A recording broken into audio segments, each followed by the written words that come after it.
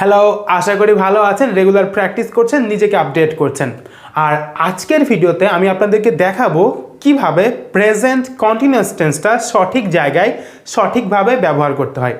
আমরা কিন্তু ছোটোবেলা থেকে প্রেজেন্ট কন্টিনিউয়াস টেন্সটা শিখেছি, আমরা স্ট্রাকচার মুখস্থ করেছি, কিন্তু কখনোই এক্স্যাক্টলি ব্যবহারটা শিখিনি। এই জন্য কথা বলার সময় আমাদের ভুল হয়।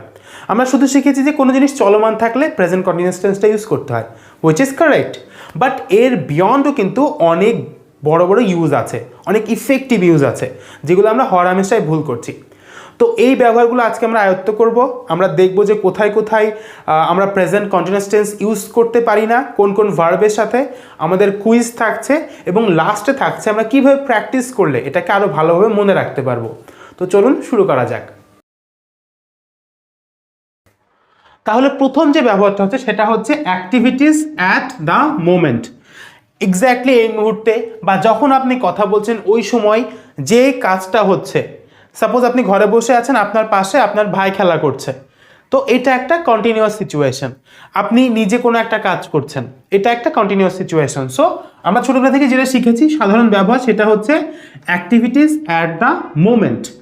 এক্স্যাক্টলি ওই মুহূর্তে যে কাজটা হচ্ছে। সাপোজ আপনি বসে আছেন, আপনার মা রান্না করছে, মাই মম ইজ কুকিং, ঠিক আছে? এটা হচ্ছে প্রথম ব্যবহার। সেকেন্ড যে ব্যবহারটা সেটা হচ্ছে টেম্পোরারি সিচুয়েশনের ক্ষেত্রে। টেম্পোরারি সিচুয়েশন কি? ফর এক্সাম্পল, আপনি ইংল্যান্ড থাকেন, আপনি বাংলাদেশে আসলেন, আপনার বন্ধুদের অনেকগুলো বাড়ি আছে, একজন রাজশাহী থেকে, একজন খুলনা থাকে, বিভিন্ন জায়গায় থাকে।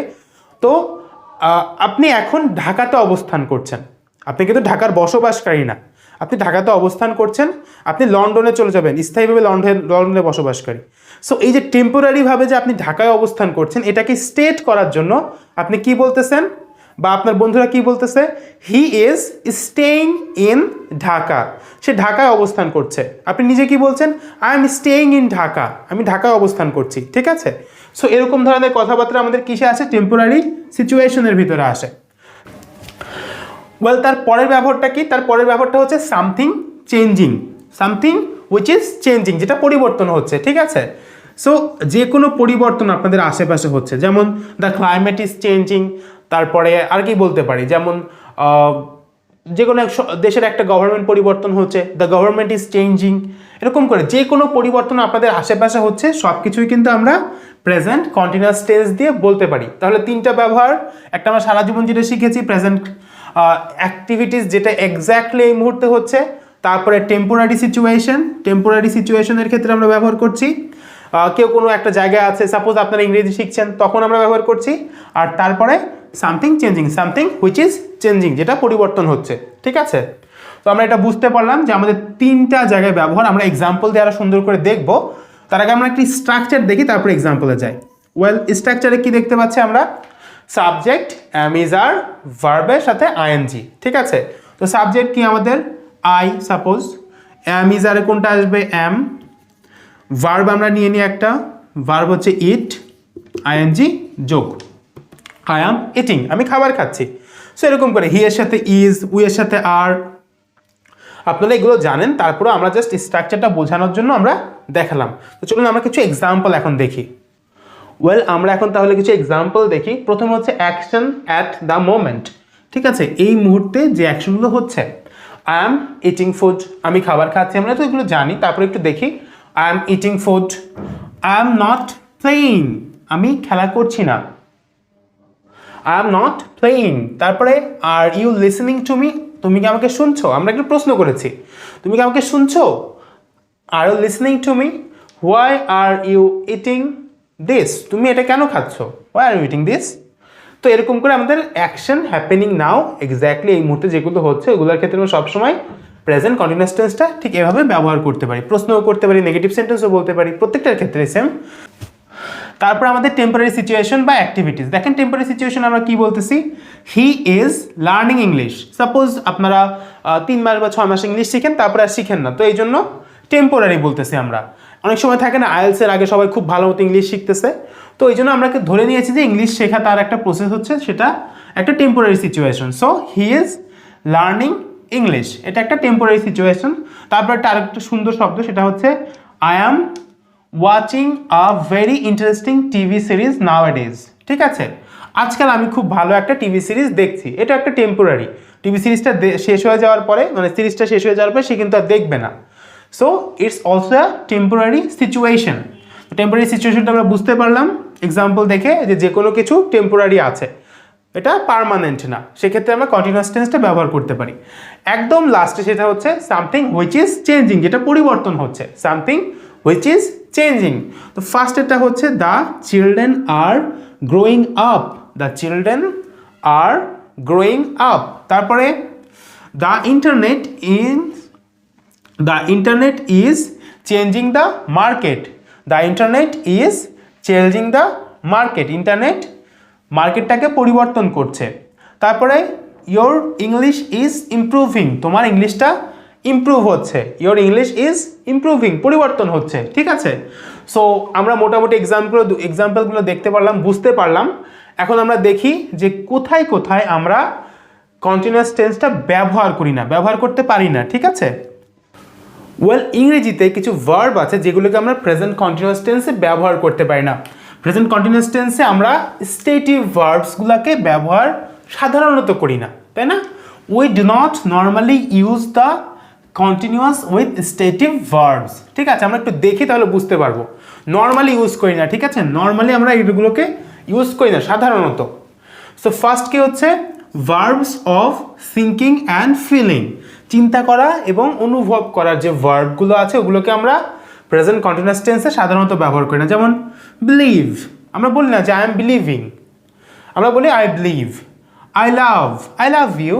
তারপরে রিকগনাইজ, কারোকে চেনা না, recognise, I can recognise you. Want, I want you, I want a photograph. Wish, I wish, আমি উইশ করি, I wish. Then like, I like you. So এরপরে আরেকটা কি আছে সেটা হচ্ছে verb of the sense, verb of the sense. আমাদের যে সেন্সগুলো আছে, আমাদের ইন্দ্রিয়গুলো আছে, ওইগুলোর যে ভার্বগুলো আছে ওগুলোকেও আমরা কখনো প্রেজেন্ট কন্টিনিউয়াসে সেভাবে ব্যবহার করি না। যেমন লুক, ঠিক আছে।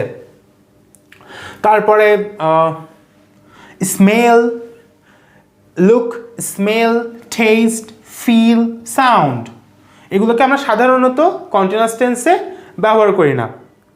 তারপরে কি আছে এগ্রি, অদার্স যেগুলো আছে এগুলো হচ্ছে agree, belong, owe and own, এরকম আরও অনেকগুলো আছে। এগুলো একটা লিস্ট আছে আমাদের, ওইটা আমাদের গ্রুপে আপলোড করা আছে। আমাদের ফেসবুক গ্রুপে আপনি চলে যেতে পারেন, নিচে আমাদের নিচে ফেসবুক গ্রুপে লিঙ্ক দেওয়া থাকে, সেখানে গেলে আপনি দেখবেন যে একটা পিডিএফ ফাইল ক্রিয়েট করা আছে, ওখান থেকে আপনি এটা নিয়ে নিতে পারবেন। সো আপাতত আমরা এতটুকু বুঝতে পারলাম যে আমাদের এই যে ভার্বগুলো আছে এগুলো সাধারণত আমরা কন্টিনিউয়াস ফর্মে ব্যবহার করি না, আমরা সাধারণত অন্যভাবে, আমরা যে প্রেজেন্ট সিম্পল যে ওয়ে আছে ওইভাবে অথবা অন্য কোনোভাবে ইউজ করি। জেনারেলি আমরা কন্টিনিউয়াস টেন্সে এগুলোকে ব্যবহার করি না, ব্যবহার করা যায় না এটা না, বাট ব্যবহার করি না। ওকে, তো আমরা মোটামুটি বুঝতে পারলাম। এখন আমরা কুইজে চলে যাব। ওয়েল, এখন আমি কিছু কুইজ রেডি করেছি যেগুলো আপনারা এখন টেস্ট দিবেন, দিয়ে দেখবেন যে আপনাদের অ্যাবিলিটি কতটা বুঝতে পারার। ওকে, তো প্রথমে হচ্ছে আমাদের কিছু ফিল ইন দ্য ব্ল্যাঙ্কস আছে এখানে 4টা, তো এই 4টার ভিতরে আপনারা এখানে কমপ্লিট করবেন সেন্টেন্সগুলোকে। তারপরে একটা প্রশ্নবোধক চিহ্ন দেওয়া আছে এখানে, আর কিছু শব্দ দেওয়া আছে, এগুলোতে একটা কোশ্চেন তৈরি করবেন এখানে। And last yes and no, কোনটা সঠিক সেটা ইয়েস, যেটা ভুল সেটা নো, ঠিক আছে। তো আমি 10 সেকেন্ড পরে অ্যান্সার দিয়ে দেবো, আপনারা একটু পজ করে এটা অ্যান্সার লেখার ট্রাই করেন, ঠিক আছে।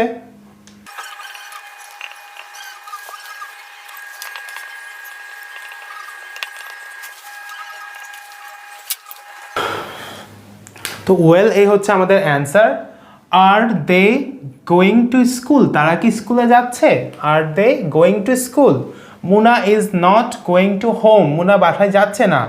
মাই মাদার ইজ, এখানে কুকিং লিখতে পারেন, প্রিপেয়ারিং লিখতে পারেন, বাট আইএনজিটা যোগ করে ভার্বটা লিখতে হবে। Food, the price of food oil is increasing বা ডিক্রিজিং লিখতে পারেন। তারপরে কি আছে, এটা হচ্ছে are you coming to our house, আপনি কি আমাদের বাসায় আসছেন? Are you coming to our house. দেখেন এখানে are you coming to our house. Okay, well, এখন হচ্ছে আমাদের ইয়েস নো। ইয়েস নোতে আমরা দেখতে পাচ্ছি যে আমাদের প্রত্যেকটাই নো হয়েছে। তো দেখি আমরা একটু কারণগুলো বিবেচনা করি এখানে। I am eating rice everyday, আমি রেগুলারলি ভাত খাচ্ছি। এটা কিন্তু নো, কারণ আমাদের এভরিডে লেখা আছে। এভরিডে মানে সে প্রত্যেক দিন কাজটা করছে। প্রত্যেক দিন যখন আমরা আমাদের কোনো নিত্যদিনের কাজ থাকে তখন আমরা সেটাকে সবসময় প্রেজেন্ট সিম্পল টেন্সে বলি। এটা আমরা কি বলতে হতো, আই ইট রাইস এভরিডে। আমাদের প্রেজেন্ট সিম্পল নিয়ে একটা বিস্তারিত ভিডিও আলোচনা করা আছে, আপনি আমাদের চ্যানেলে পেয়ে যাবেন সার্চ করলে, অথবা আমি নিচে লিঙ্ক দিয়ে দেবো, তো সেটা দেখে নিতে পারেন। সো এটা হচ্ছে আমাদের প্রেজেন্ট সিম্পলে বলতে হবে, যেহেতু আমরা এভরিডে বলতেছি। হি আর, হির পরে কখনো আর হবে না, সো এটা হচ্ছে না। তারপরে রুমা ইজ ইট, এখানে আইএনজি যোগ করা হয় নাই। তারপরে হিজ প্যারেন্টস, এস আছে, তাহলে কি হবে আর, এখানে ইজটা হবে না, হিজ প্যারেন্টস আর। ওকে, তারপরে why he is not playing, why isn't he playing, why isn't he playing. যেহেতু প্রশ্ন করছি আমরা, স্টেটমেন্ট দিলে কিন্তু এটা বলতে পারতাম, কিন্তু যখন আমি প্রশ্ন করতেছি তখন আমাদের অক্সিলারি ভার্বটা এখানে আসতে হবে, হোয়াই এর পরেই আসতে হবে। Why isn't he playing, why he is not playing, এটা স্টেটমেন্টের ক্ষেত্রে, এটা কোশ্চিনের ক্ষেত্রে না, যেহেতু কোশ্চিন করছি সো এটা ভুল। তারপর এটাও same, are you not going to school, aren't you going to school হবে এখানে, তাই না? আমাদের আর এর সাথে নটটা আসবে, নটটা আগে আসবে। Aren't you going to school, are you not going to school হচ্ছে, আরএন্ট ইউ গোয়িং টু স্কুলটা হচ্ছে অ্যাপ্রোপ্রিয়েট।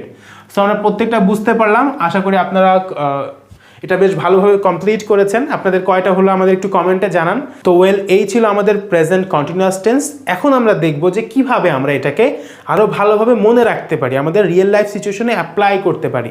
তো প্রথমত আপনারা যে কাজটা করবেন সেটা হচ্ছে আপনারা একটা পেজ নেবেন, যেখানে আপনার ডেইলি কনভারসেশনে কখন কখন কন্টিনিউয়াস টেন্সটা ব্যবহার করা লাগতে পারে ওইটা আইডেন্টিফাই করবেন।